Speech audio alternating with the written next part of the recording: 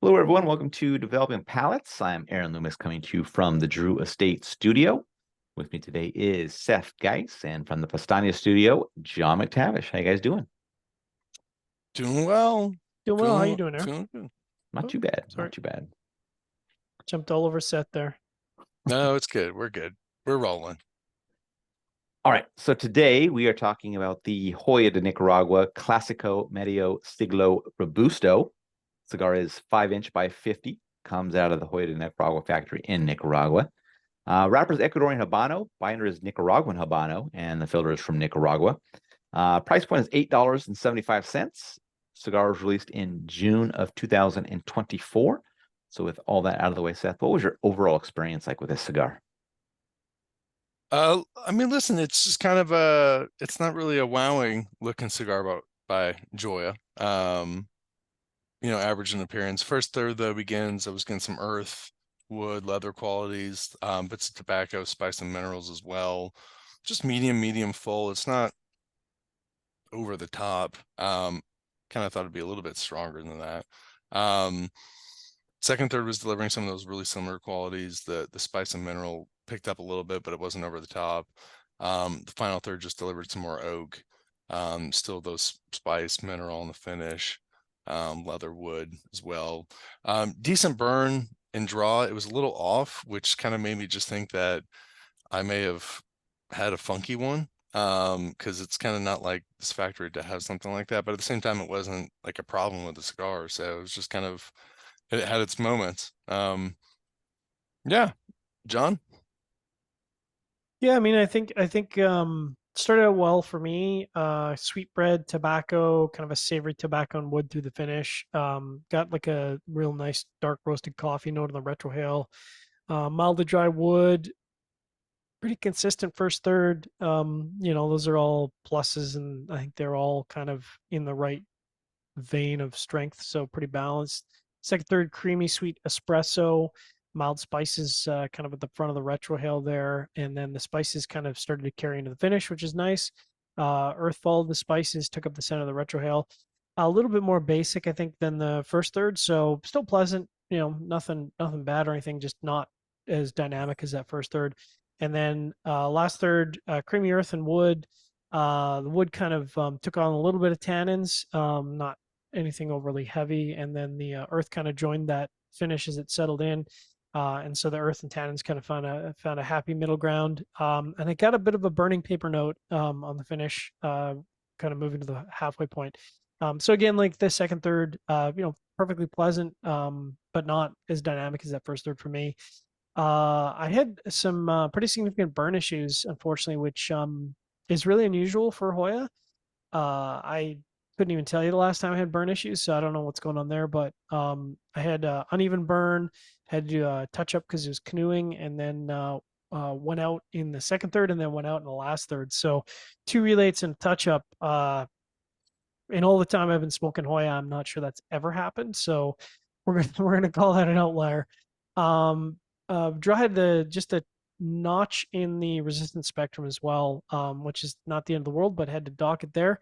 So kind of, flavor profile, I'd say above average. But that construction's going to hurt it. How about you, Aaron? Yeah, for me, the cigar started with toasted cedar, bold black pepper, and light earth.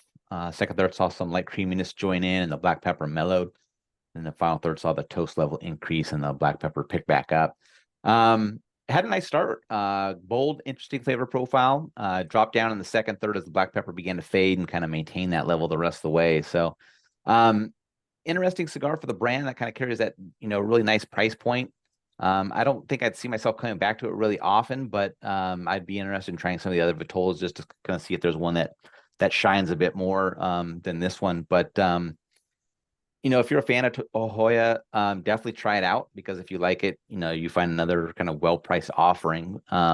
So that's a bright spot. But I also did have some construction issues. Burn was wavy. I had to do a touch up. The wrapper seemed a bit fragile, at least for me. Kind of had some cracks that kind of popped up in it as I was smoking it, and kind of made it go off kilter a bit.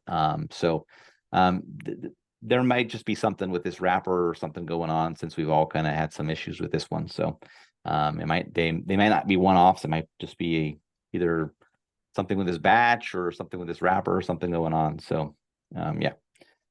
All right, let's get into the scores. We're going to start at the top with me at 5.75. John gave it a 5.55, and Seth gave it a 5.45. So, my 5.75 match as well. Above average flavor profile. Burn got knocked down a little bit.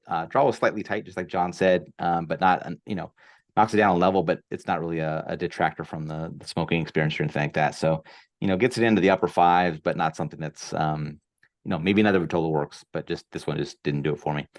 All right, John, 5.55. Yeah, so as I said, I think the construction hurt it. So the score is kind of artificially pushed down, as it were. I think for me, flavor wise, if I were to ignore the construction, it's kind of a high fives, which is usually means it's not something I'm going to be seeking out again. But I thought the flavor profile was fine. I mean, I could see myself smoking this from time to time. Like the price point pretty reasonable, and I'd have to assume that construction's just an oddity. So, all right, Seth, 5.45.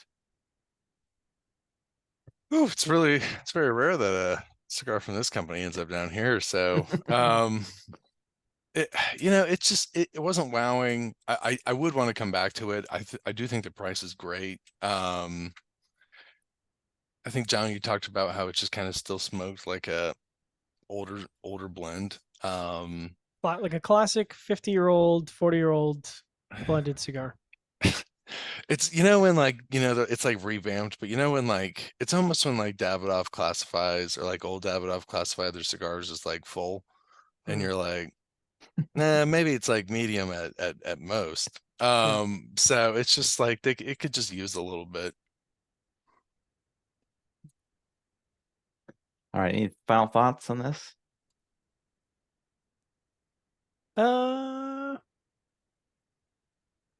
I think it's great to smoke some of these. Oh yeah.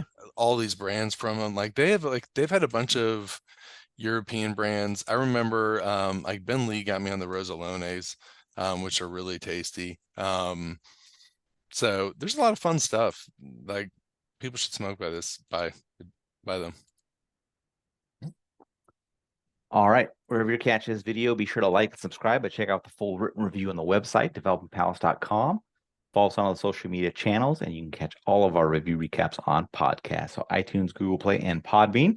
Thank you for tuning in. We will catch you on the next one. Clásico Medio Siglo.